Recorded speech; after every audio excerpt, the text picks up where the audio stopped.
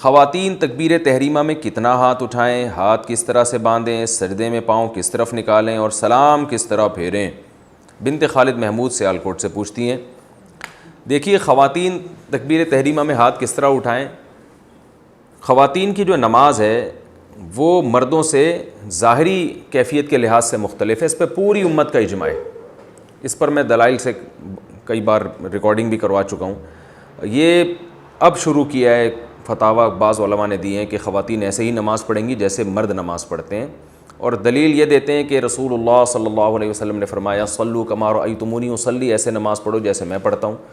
تو ہم یہ کہتے ہیں یہ صرف نماز کے بارے میں نہیں ہے، حدیث میں بھی آتا ہے خذوا عنی مناسککم، حج ایسے کرو جیسے میں کرتا ہوں۔ لیکن اس کے باوجود پوری امت کا اجماع ہے کہ خواتین حج میں رمل نہیں کریں گی، جو سینہ اکڑ کے طواف کیا جاتا ہے۔ حالانکہ کسی حدیث میں نہیں ہے کہ خواتین رمل کریں یا نہ کریں، کہیں بھی نہیں ہے، لیکن اس کے باوجود چونکہ اس کا تعلق پردے سے ہے، عورت کی حیا سے ہے، تو پوری امت کا اجماع ہے کہ خواتین رمل نہیں کریں گی۔ صفا اور مروہ کی سعی، نبی صلی اللہ علیہ وسلم نے تو صفا اور مروہ کی سعی دوڑ کر کی ہے، کہیں بھی نہیں ہے حدیث میں کہ آپ صلی اللہ علیہ وسلم نے عورت کو دوڑنے سے منع کیا ہو۔ لیکن ہم اس کے باوجود تمام امت کے علماء، جس میں ہمارے اہل حدیث علماء بھی شامل ہیں، وہ سب عورت کو صفا اور مروہ میں دوڑنے سے منع کرتے ہیں۔ حالانکہ ہمارے پاس نبی صلی اللہ علیہ وسلم کا اس بارے میں کوئی بھی قول موجود نہیں ہے، لیکن پوری امت نے اجماع کیوں کیا کہ بھئی عورت کا تعلق حیا سے ہے اور عبادت میں حیا کا عنصر جھلکنا چاہیے۔ اسی وجہ سے پوری امت آج تک اس پر اتفاق رہا ہے کہ عورت دوڑے گی نہیں۔ اسی طرح لبیک آہستہ کہنا، تو حالانکہ رسول اللہ صلی اللہ علیہ وسلم نے تو لبیک زور سے کہا ہے، لیکن اور عورت کو کہیں بھی نہیں ہے حدیث میں کہ نبی نے زور سے لبیک کہنے سے منع کیا ہو، مگر پوری امت کا اجماع ہے کہ عورت آہستہ لبیک کہے گی، کیونکہ حج ایک عبادت ہے اور عبادت میں عورت کی حیا کا عنصر جھلکنا چاہیے۔ تو اسی بیسس پر امت کا اس پر بھی اجماع رہا ہے کہ اگرچہ حدیث میں صراحتاً نہیں ہے کہ عورت سمٹ کے نماز پڑھے، لیکن پوری امت کا اجماع رہا ہے کہ عورت سمٹ کے نماز پڑھے گی، مردوں کی طرح چوڑی ہو کے کشادہ ہو کے نماز نہیں پڑھے گی جیسے مرد سجدہ کرتے ہیں یا مرد رکوع کرتے ہیں۔ اس میں امام ابو حنیفہ، امام شافعی، امام احمد بن حنبل، امام احمد بن حنبل تو امام بخاری کے استاذ ہیں، حدیث کے بہت بڑے عالم ہیں، وہ تو یہاں تک بھی کہتے ہیں کہ عورت نماز میں تکبیر تحریمہ والا رفع الیدین ہی نہیں کرے گی تاکہ ہاتھ اٹھانا ہی نہ پڑے اس کو۔ تو اور امام شافعی سے بھی یہی منقول ہے کہ سمٹ کے نماز پڑھے گی۔ تو چاروں ائمہ سے منقول ہے، تابعین، تبع تابعین، اور آج تک امت کا اس پر اجماع چلا آ رہا ہے۔ تو اب اگر کوئی اس میں حدیث کا مطالبہ ہم سے کرتا ہے کہ حدیث میں دکھاؤ کہ کہاں لکھا ہے کہ عورت سمٹ کے نماز پڑھے گی، تو اس سے فوراً آپ مطالبہ کریں کہ حدیث میں یہ کہاں لکھا ہے کہ عورت آہستہ لبیک کہے گی، عورت صفا اور مروہ کی سعی جو ہے وہ دوڑے گی نہیں اس میں بلکہ چل کے کرے گی، اور عورت رمل نہیں کرے گی، سینہ کھڑا کے پہلے 3 چکر نہیں لگائے گی طواف کے۔ تو جیسے وہاں حدیث نہیں ہے امت کا اجماع ہے، تو ایسے یہاں بھی حدیث نہیں ہے امت کا اجماع ہے۔ یعنی حدیث سے میری مراد قول رسول صلی اللہ علیہ وسلم۔ ہاں صحابہ تابعین کے آثار ہیں، وہ جو ہے وہ تو موجود ہیں ہمارے پاس۔ امام بخاری رحمہ اللہ نے صرف اسلاف میں صرف ایک خاتون کا تذکرہ کیا ہے کہ وہ مردوں کی طرح نماز پڑھا کرتی تھیں۔ تو اس سے صاف پتہ چلتا ہے کہ امام بخاری نے اسلاف کے جس دور کا تذکرہ کیا اس میں مردوں اور عورتوں کی نماز میں فرق مشہور تھا، تبھی تو امام بخاری کہہ رہے ہیں کہ فلاں خاتون مردوں کی طرح پڑھ رہی ہیں۔ تو پتہ چلا کہ اسلاف کے دور میں مردوں کی طرح نماز الگ تھی، عورتوں کی طرح الگ تھی۔ تو اس سے صاف پتہ چلتا ہے کہ ان عورت کے علاوہ جتنی عورتیں تھیں اسلاف میں، صحابہ اور تابعیہ، وہ ساری عورتوں کی طرح نماز پڑھ رہی تھیں۔ تو اس لیے امام بخاری نے صرف ایک خاتون کا تذکرہ کیا ہے، تو باقی تمام ان کے اپوزٹ چل رہی تھی اور وہ عورتوں کی طرح سمٹ کے نماز پڑھ رہی تھی۔ یہ وہ دلائل ہیں جن کا انتہائی احترام کے ساتھ اہل حدیث علماء کے انتہائی احترام کے ساتھ یہ وہ دلائل ہیں جن کا ہمیں اس جواب نہیں ملتا۔ تو اس لیے یہ پوری امت کا اجماع ہے کہ خواتین جو ہے وہ سمٹ کے نماز پڑھیں گی۔ بعض حضرات تو اس میں تشدد برتتے ہیں اور حنفیہ کو بہت لتاڑتے ہیں کہ انہوں نے حدیث کی مخالفت کی اور عورت کو حکم دیا ہے کہ وہ سمٹ کے نماز پڑھے، حدیث کی مخالفت کی ہے۔ لیکن عجیب بات ہے کہ یہی حضرات امام احمد بن حنبل پہ کیوں اعتراض نہیں کرتے، یہ حضرات امام شافعی پہ کیوں اعتراض نہیں کرتے؟ امام احمد بن حنبل اور امام شافعی تو یہ حدیث اپنی مسند میں لے کر آئے ہیں کہ صلو کما رأیتمونی اصلی، ایسے نماز پڑھو جیسے میں پڑھتا ہوں، اس کے باوجود اس کے خلاف فتویٰ دے رہے ہیں، اس لیے کہ انہوں نے اپنے زمانے میں دیکھا ہے، پوری امت کو ایک تواتر سے ایک عمل کرتے ہوئے دیکھا ہے۔ اور رسول اللہ صلی اللہ علیہ وسلم کی صحیح حدیث ہے لا تجتمع امتی علی ضلالہ، میری امت گمراہی پہ جمع نہیں ہوگی۔ یہاں تک کہ جو اہل حدیث حضرات ہندوستان میں 150 سال پرانے جو فتاویٰ ہمیں ملتے ہیں اس میں اہل حدیث کی کتابوں میں بھی یہی لکھا ہوا ہے کہ عورتیں سمٹ کے نماز پڑھیں گی۔ تو یہ اس دور میں میں سمجھتا ہوں کہ ایک نیا فتویٰ ہے جو چل پڑا۔ غلطی ہر انسان سے ہوتی ہے، لیکن ہمیں امت کے جو اجماعی مسائل ہیں ان میں انحراف نہیں کرنا چاہیے۔ اور خود حدیث سے بھی ثابت ہے کہ پردے کے معاملے میں عورت کا حکم مرد سے مختلف ہے، جیسے کہ رسول اللہ صلی اللہ علیہ وسلم نے ارشاد فرمایا عورت کی گھر کی نماز مسجد کی نماز سے بہتر ہے۔ کیوں؟ گھر میں پردہ زیادہ ہے۔ نبی صلی اللہ علیہ وسلم نے یہ بھی ارشاد فرمایا کہ عورت کے اندر گھر کے کمرے کی نماز صحن کی نماز سے بہتر ہے، حالانکہ وہاں کوئی دیکھنے والا نہیں ہے، کوئی نامحرم تھوڑی ہے، عورت کا اپنا گھر ہے۔ میں اس لیے کہہ رہا ہوں کہ بعض علماء یہ کہتے ہیں کہ بھائی اگر اکیلے میں عورت نماز پڑھ رہی ہے تو پھر بھی اس کو سمٹ کے نماز پڑھنے کا حکم کیوں دیا جاتا ہے، حالانکہ وہاں تو دیکھنے والا کوئی نہیں ہے۔ تو ہم یہی بات کہتے ہیں کہ عورت کے گھر میں کوئی نامحرم نہیں ہے، پھر بھی حدیث میں آتا ہے کہ صحن سے کمرے میں نماز پڑھنا اس کے لیے زیادہ بہتر ہے۔ تو اس سے صاف پتہ چلتا ہے کہ عورت کی نماز میں حیا کا عنصر جھلکنا چاہیے اور یہ ظاہر ہونا چاہیے کہ یہ عورت ہے۔ حدیث میں یہ بھی آتا ہے، آپ صلی اللہ علیہ وسلم نے فرمایا التسبیح للرجال والتصفیق للنساء، امام سے اگر نماز میں غلطی ہو جائے تو مرد اللہ اکبر یا مرد سبحان اللہ کہہ کے غلطی پہ تنبیہ کرے گا، لیکن عورت کو آواز نکالنے کی اجازت نہیں ہے۔ حالانکہ نارملی عورت کی آواز کا پردہ نہیں ہے، وہ ضرورت کے وقت بول سکتی ہے، لیکن نماز میں اس کو بولنے پر بھی پابندی لگا دی کہ وہ دائیں ہاتھ بائیں ہاتھ کی ہتھیلی پر رکھ کر ایسے تالی مارے گی جس سے امام کو پتہ چلے گا کہ وہ غلطی کر رہا ہے۔ تو پتہ چلا نماز کے باہر کے احکام الگ ہیں، نماز کے اندر کے احکام الگ ہیں۔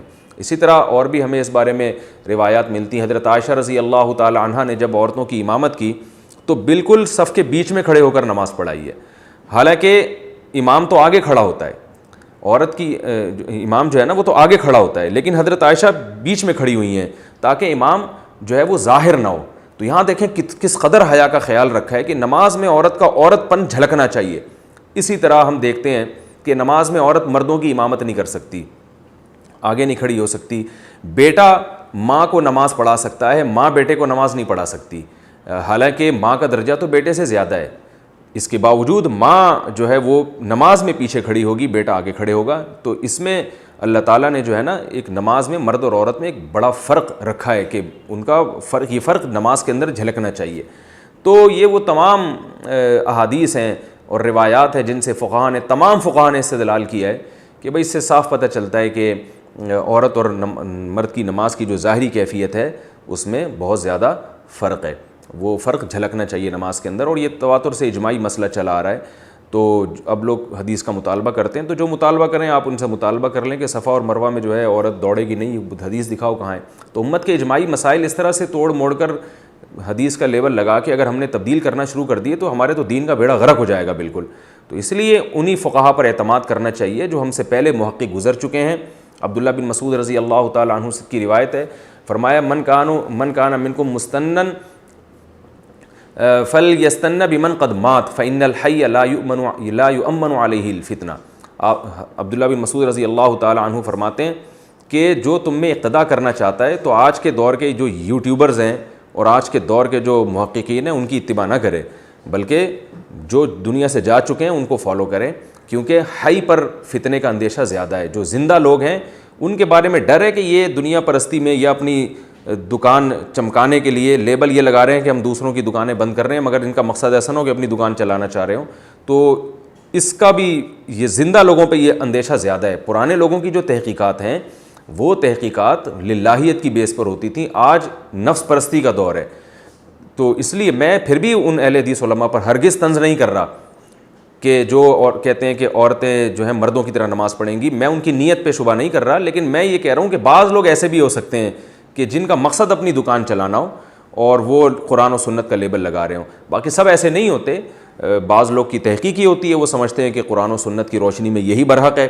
تو ہم یہ سمجھتے ہیں کہ جن کی یہ تحقیق ہے اور وہ اللہ کے خوف سے اور اللہ اس کے سامنے جواب دہی یعنی ان کے سامنے ہے، اس کے باوجود انہوں نے یہ فتویٰ دیا، تو پھر ہم سمجھتے ہیں ان سے یہ اجتہادی غلطی ہوئی ہے، اور اجتہادی غلطی پر بھی اللہ تعالیٰ نے اجر رکھا ہے۔ لیکن ہم عوام کو یہی کہتے ہیں کہ جو مجتہدین پہلے گزر چکے ہیں، ابو حنیفہ، مالک، شافعی اور احمد بن حنبل، جن کو پوری امت محقق مانتی ہے، ان کی ریسرچ کو آپ فالو کریں، یہ آپ کے لیے زیادہ بہتر ہے۔ ہاں، تو اب جو بات یہ کہ اصل تو یہ کہ عورت سمٹ کے نماز پڑھے گی۔ اب سمٹنے کی کیفیات کیا ہوں گی، ان میں فقہا کا اختلاف ہے. یہ میں اس لیے کہہ رہا ہوں کہ بعض لوگ کہتے ہیں کہ یہ کون سی حدیث میں لکھا ہے کہ عورت سینے پہ ہاتھ باندھے گی، یہ کون سی حدیث میں آتا ہے کہ عورت سجدے میں دائیں طرف پاؤں نکال کے بیٹھے گی، یہ کون سی حدیث میں آتا ہے کہ تشہد میں عورت دائیں طرف پاؤں نکالے گی یا بائیں طرف پاؤں نکالے گی، یہ کون سی حدیث میں آتا ہے کہ عورت رفع الیدین میں کندھوں تک ہاتھ اٹھائے گی اور مرد جو ہے نا وہ کانوں تک ہاتھ اٹھائیں گے. تو بھائی اب ہر چیز پہ الگ سے حدیث کا مطالبہ کرنا یہ غلط ہے. اس لیے کہ جب سمٹنا ثابت ہو گیا اجماع امت سے، اور اجماع کا حجت ہونا وہ حدیث ہی سے ثابت ہے کہ نبی صلی اللہ علیہ وسلم فرما چکے کہ میری امت گمراہی پہ جمع نہیں ہو سکتی، تو اب وہ کیفیات مبہم ہے، احادیث میں ان کا صراحتاً تذکرہ نہیں ملتا، لہذا اس میں فقہا کی رائے ہیں مختلف. تو آپ جس فقی کی رائے کو فالو کریں وہ آپ کے لیے بہتر ہے. تو امام ابو حنیفہ کے جو فقہ ہے اس کے مطابق جو ہے، کیونکہ کندھوں تک ہاتھ اٹھانے میں جو ہے وہ یعنی اس میں عورت زیادہ کھل جاتی ہے، تو اس لیے انہوں نے کہا کہ کانوں تک ہاتھ اٹھانے میں، تو اس لیے انہوں نے کہا کہ صرف کندھوں تک ہاتھ اٹھائے جائیں. اور جب وہ تحیات میں بیٹھیں گی تو اپنے دونوں پاؤں دائیں طرف نکال کے اس طرح سے زمین پہ بیٹھیں، اور سجدہ جب وہ کریں گی تو دونوں پاؤں جو ہے دونوں بازو بچھا لیے جائیں اور پاؤں کو دائیں طرف نکالا جائے، پورے جسم کو زمین پہ بچھا لیا جائے. اس سے یہ بھی پتہ چلتا ہے کہ وہ جو حدیث میں آتا ہے کہ تم میں سے کوئی جو ہے وہ کتے کی طرح سجدہ نہ کرے، تو اس سے مراد مرد ہیں، اس میں خطاب رسول اللہ صلی اللہ علیہ وسلم کا مردوں کو ہے، اس لیے کہ مرد کا اس طرح سے اٹھ کے زمین پہ سمٹ کے سجدہ کرنا یہ سستی اور کاہلی کی علامت ہے، اس لیے آپ صلی اللہ علیہ وسلم نے اس کو پسند نہیں کیا. لیکن عورت کا اس طرح سے سمٹ کے سجدہ کرنا یہ سستی کی نہیں بلکہ اس کی حیا کی علامت ہے. عورت کا اپنے سرین جو ہے وہ کولے جو ہے وہ سجدے میں اٹھانا اوپر کی طرف، یہ حیا کے بہرحال خلاف ہے. بعض حضرات نے یہ کہا ہے کہ عبداللہ بن عمر رضی اللہ تعالی عنہ نے سے روایت ہے کہ عورتیں آہستہ لبیک کہیں گی، لہذا ہم اس روایت کی وجہ سے عورتوں کو آہستہ لبیک کہنے کا کہتے ہیں، اور عبداللہ بن عمر سے ایسی کوئی روایت نہیں ہے کہ وہ عورت سمٹ کے سجدہ کرے گی. تو یہ یاد رکھیں عبداللہ بن عمر کی جو روایت جو بھی پیش کرے تو یہ ابن جریج مشہور مدلس ہے، ان کی مدلس روایت ہے، لہذا یہ روایت ضعیف ہے. پہلی بات تو یہ. دوسری بات یہ کہ اگر آپ قول رسول نہیں پیش کر سکتے تو پھر اسلاف کے اقوال تو ہمارے پاس بھی ہیں جس میں عورت کو سمٹ کے سجدہ کرنے کا حکم دیا گیا ہے، جیسے ابراہیم نخعی رحمہ اللہ تعالیٰ. اچھا، ابراہیم نخعی رحمہ اللہ سے ایک روایت یہ بھی ہے کہ عورت اور مرد کی نماز میں کوئی فرق نہیں ہے، اور ایک روایت یہ بھی ہے کہ عورت نماز میں سمٹے گی. تو بعض لوگ ان کی دوسری روایت پیش کرتے ہیں کہ ابراہیم نخعی جیسے جلیل القدر تابعی جن کا امام بخاری بھی بڑا تذکرہ کرتے ہیں، تو وہ یہ کہہ رہے ہیں عورت کی مرد کی نماز میں کوئی فرق نہیں ہے. تو یاد رکھیں یہ جو روایت ہے ان سے دونوں روایتیں، ایک روایت میں آتا ہے کہ وہ ابراہیم نخعی کہتے ہیں کہ عورت اور مرد کی نماز میں فرق نہیں ہے، ایک میں آتا ہے کہ فرق ہے. تو صاف پتہ چلتا ہے کہ اس روایت کا مطلب کچھ اور ہے، اس کا مطلب کچھ اور ہے. تو عورت اور مرد کی نماز میں فرق نہیں ہے رکعتوں کے لحاظ سے، قرات کے لحاظ سے، تسبیحات کے لحاظ سے. جو مرد نے پڑھنا ہے وہی عورت نے پڑھنا ہے، جتنی رکعتیں اس نے پڑھنی ہے اتنی اس نے پڑھنی ہے، اس لحاظ سے کوئی فرق نہیں ہے. اور دوسری جو ابراہیم نخعی سے روایت ہے جس میں آتا ہے کہ فرق ہے، اس سے مراد ہے کہ ظاہری کیفیت کے لحاظ سے فرق ہے. میں اس لیے کہہ رہا ہوں ایسا نہ ہو کوئی ابراہیم نخعی سے وہ روایت پیش کر کے آپ اس سے متاثر ہوں اور کہیں کہ اچھا بھئی یہ تو ہمیں ان سے بھی ایک اسلاف کا قول مل گیا. تو ایسا نہیں ہے، اس قول کی کیا حقیقت ہے وہ میں نے آپ کو بتا دی.